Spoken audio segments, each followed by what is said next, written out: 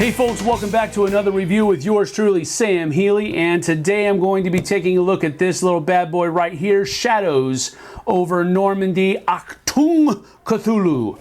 And this is a brand spanking new standalone expansion for the Heroes of Normandie battling system that came out at Essen, and it's pretty cool because it enters into this whole idea of the Lovecraftian universe seeping into World War II and all the little fun things that can happen with that. How did it play out? Let's take a look. There are three factions. There are the Mystic Rangers, the Deep Ones, and the Black Sun Operatives. So basically your Black Sun Operatives are Nazis that are giving themselves over to the supernatural tendencies of the Deep Ones. The Mystic Rangers are those guys that are, you know, they're the good guys. They're fighting both the Black Sun Operatives and the Deep Ones. And then the Deep Ones, well, they're the Lovecraftian injection into the Heroes of Normandie. The Mystic Rangers have been given setup in the middle of the board, and then the Deep Ones have to take two-row deployment zone here and then a two-row deployment zone over there. They have to split their forces up so that they have surrounded the Mystic Rangers. And the Mystic Rangers simply have to exit the board off of this way, and the Deep Ones simply have to stop them from exiting at least 4 units off the board. This is a swamp, and unless you are amphibious, which is what those 3 little wavy lines are denoting, you have to treat this as rough terrain, which means that once you set foot in it, you have to take a suppressed marker, but then you can keep moving your movement, you just now are suppressed. That's what this means. So basically, the 2 icons here, this means that heavy vehicles and light vehicles cannot enter, and then infantry must treat it as difficult terrain unless you are amphibious.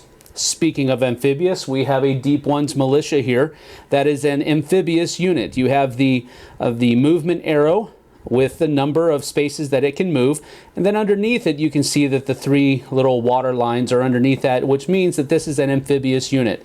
This is a new icon for units, specifically Deep One units, and up there in the corner you see that little 2 in a little egg sac looking thing, and that is that means that this unit is a mythos manifestation, which means that the number that is there, if a non-mythos manifestation unit sees this unit while it is also suppressed, it must make a terror check during the supply phase.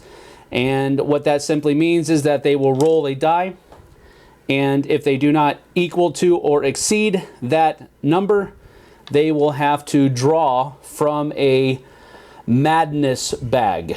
On one side it says madness, and then on the other side is the actual effect if you should draw that tile from the bag. The effects of these are not horrible in most situations. They are simply naggingly negative. But sometimes they can help you. For example, if you draw the steady, the unit resists the terror and discards the madness token. So there's that is the 1 tile out of the 7 that will not cause you to do something that you may not want to do. Rage, the next one on the bottom, on the top there, you cannot receive an order next round. And in the beginning of the next activation phase, the unit moves 4 spaces closer to the closest enemy unit. And then if it can, it must make a hand-to-hand attack with a +3 bonus to its die throw. So rage basically means that you have to drop whatever you're doing, whatever direction you're headed in, and head towards the nearest enemy unit to attack. The Catatonia, basically it cannot receive any order tokens, and it cannot do anything until the end of the next round's supply phase and cannot benefit from any card bonuses. So basically you're sitting there staring out into the nether. Paranoia means that it cannot receive any order tokens, and then in the beginning of the activation phase, the unit fires upon the closest unit, whether it is friend or foe. So paranoia is probably one of the nastier ones there. Suicide basically means that the unit immediately takes a hit. If it is a heavy vehicle, determine where the hit would be taken, and then you would discard the token. So if you've already taken a hit as a unit that can take 2 hits, that would be very bad. If you're a scout unit, that would be a very bad one to draw. So there you have it. Fear, the unit immediately retreats 4 spaces away from the mythos manifestation. Hysteria, the unit loses all reason and begins to scream. It can activate normally, but at a -1 penalty to all die throws. So those are the Manus tokens that you have to draw if you were to fail a terror check during the supply phase for seeing one of these mythos manifestations. Fog conditions, or if you flip it over, nighttime conditions. And these nighttime conditions are such that normally in Heroes of Normandie, you can target someone an infinite number of spaces away as long as you have a clear line of sight. Here, though, with a dark night rule set, that infinite number is now reduced to 7. Dispersion from an indirect fire attack is augmented by 2 spaces, which is also available in Heroes of Normandie. There cannot be any direct fire from an indirect fire ability. So that's what this line means. This line here, while the maximum range is 7, any targeting over 5 spaces receives the -2. In order to discover a unit hidden, you have to be adjacent to it. And a unit can hide in open terrain if no enemy is within 3 spaces of a clear line of sight on the hidden unit. And then in the fog scenarios, it's much different, except the numbers have, it's very similar. It's just that the numbers have changed. There are also spells that magicians, mainly the deep ones and the Black Sun operatives, can cast against the mystic fellows, rangers. There is a penalty for having to cast. For example, if you cast Life Drain, you would have to take 3 suppressed markers on your unit. There is also the cost. These are all taken as upgrades into your units. As with Heroes of Normandy, you have your 3 phases. You have your order phase, your activation phase, and your supply phase. During the order phase is where you are able to put out your order tokens, just like in the regular. So let's go ahead and take care of that. Okay, so with this scenario, the scenario dictates that you start with 2 cards each. So those are drawn. Orders have been placed on both sides. Dictated by the scenario, the Mystic Rangers have the initiative, so they will move first. So we will begin with moving our scouts here. And they have a movement of 4.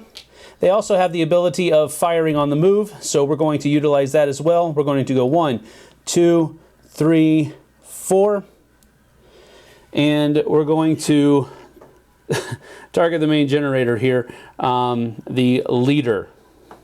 Okay, so we have a range. There is nighttime conditions on this scenario.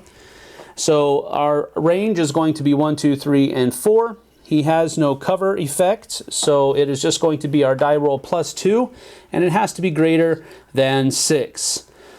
So we'll roll, and that's 3 + 2 is 5, but he was -1 on the running gun anyway, so that's actually a 4. He misses. The deep ones, number 1 is the leader here, and I cannot pronounce his name, so have fun with that.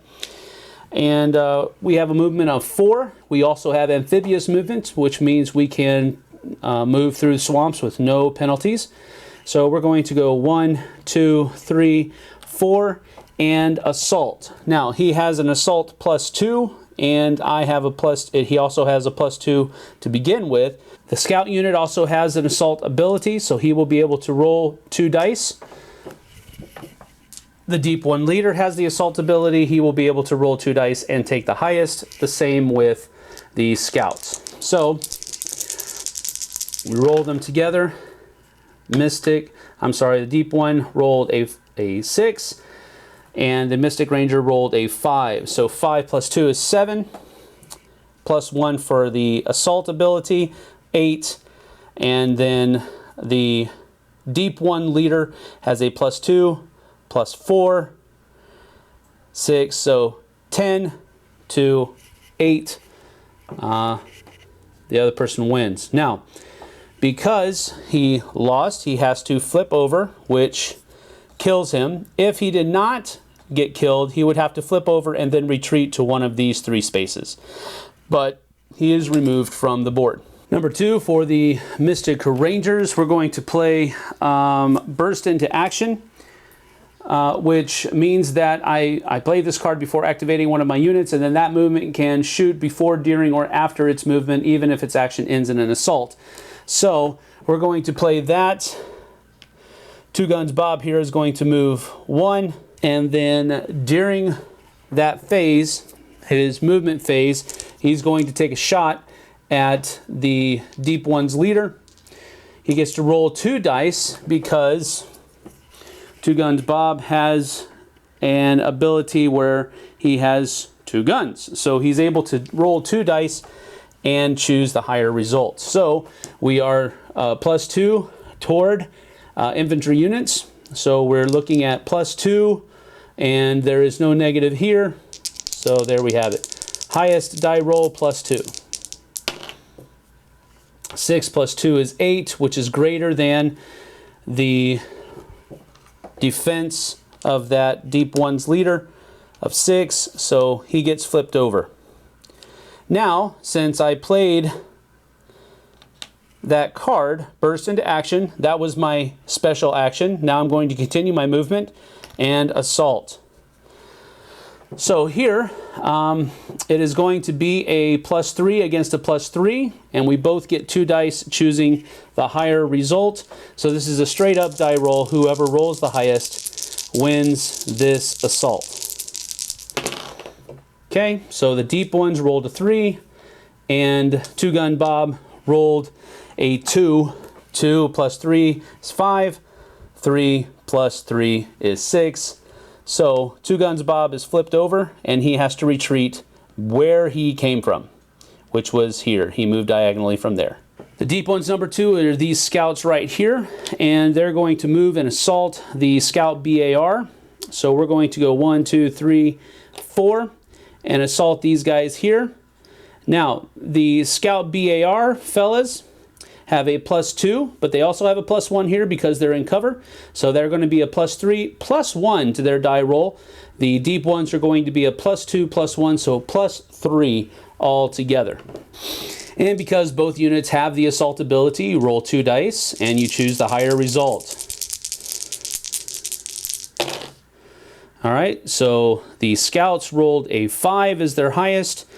I'm sorry, the Mystic Rangers rolled a 5 as their highest, so 5 plus 4 is 9. And then the Deep Ones rolled a 2 plus 1 is only 5. So they are flipped over and must retreat to their to the spot that they came from. But because they were scouts, they are taken out. So my 3 Scout BAR guy here, they're going to try to help out Two Gun Bob over here. And we're going to move 4. 1, 2, 3, 4. We have that run on the gun, or gun on the run, fire and run, whatever you want to call it, of -1 here. We're going to try to take out the Deep One leader with a shot after that movement is done. So we're going to roll 1 die, and we will add 1 to that roll. So I'm looking for a 5 or a 6. And there we have it. 5 plus 1, because he has a -1 to his modifier. So that is a 6, which equals, and he's already been hit once, so he's removed from the board. Okay, at the beginning of the supply phase, you would first make sure that any abilities or links to abilities, whether they be cards or effects that are already on the board, to the beginning of the supply phase are done first. And then, once those have been done, you discard all of the bluff icons bluff tokens from the board, which we have already done. And then we have to make terror checks. Now, in order to make a terror check, you have to be, first of all, suppressed, and then you have to be within line of sight of a mythos manifestation.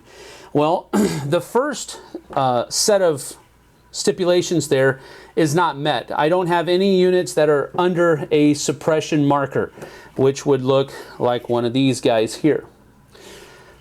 So I don't have to make any terror checks. Then any of your units that have not received an order, either by a token or an activation by a card or something to that effect, can now move. Beginning with the person that has the initiative, they can move some or all of their units, and then the person who does not have initiative is able to move some or all of their units. So that would be something like this.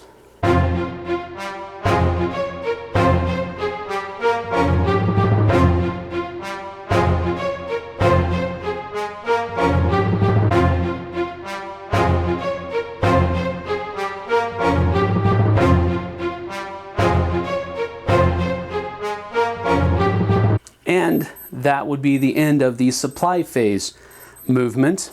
Then we would resolve any effects linked to the end of the supply phase, whether they be effects that are on the board or cards that have been or can be played at the end of the activation phase. Then we would move the token, the Mystic Rangers token, down to the 3, showing that it will have initiative in the 3rd round.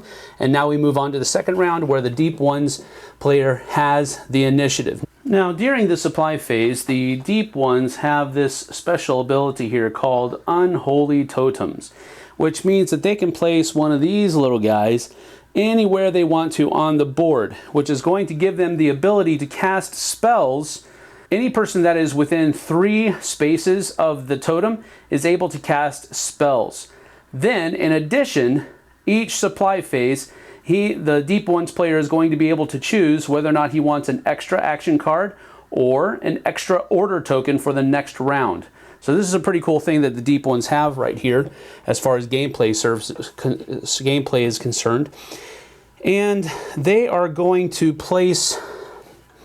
They're going to have that totem show up right here. Now, if you'll see this, the totem, first of all, it does have a structure point, so it can be destroyed, but you would have to attack it to do so.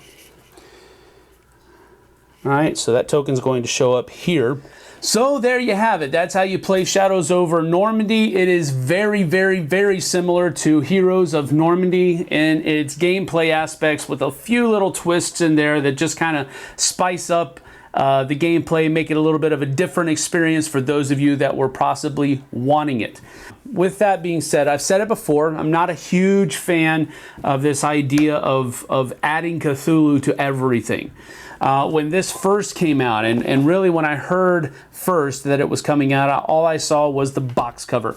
I didn't see anything else about it, and even then it wasn't a very good, well, it was a good picture, but I was too far away from it to see what it was. So I thought it was going to be more of a Hellboy-ish type universe, you know, the movies and that type of thing, than an actual Lovecraftian addition to the Heroes of Normandie system. So that for me is a little bit of a letdown, but I know that there are people out there that go bonkers over that kind of thing. So if you enjoyed Heroes of Normandie, and you enjoy the Lovecraftian mythos and that kind of stuff, this is right down your alley. I do enjoy I usually don't, but I do enjoy the adding of madness to this game because quite frankly, it's realistic. If you see some of these mythos creatures crawling around the swamps at night, you're going to freak out. I don't care who you are. And that adds to the realistic nature or the realistic feel that they were trying to go for. So 2 thumbs up on that as well. Overall, I think this is a great standalone expansion for Heroes of Normandie. It doesn't quite change my feelings of Heroes of Normandie. Still doesn't replace Memoir 44 or anything like that. It's still in that Tide of Iron range of complexity. Not difficult, but more complex than Memoir 44. So if you enjoy those two realms, Heroes of Normandie and Lovecraftian mythos, this is right down your alley. Go check it out. As always, try before you buy. See you on the flip side, folks. Thanks so much for watching the Dice Tower videos. Find more great videos and reviews, as well as our top-rated audio podcast at Dicetower.com.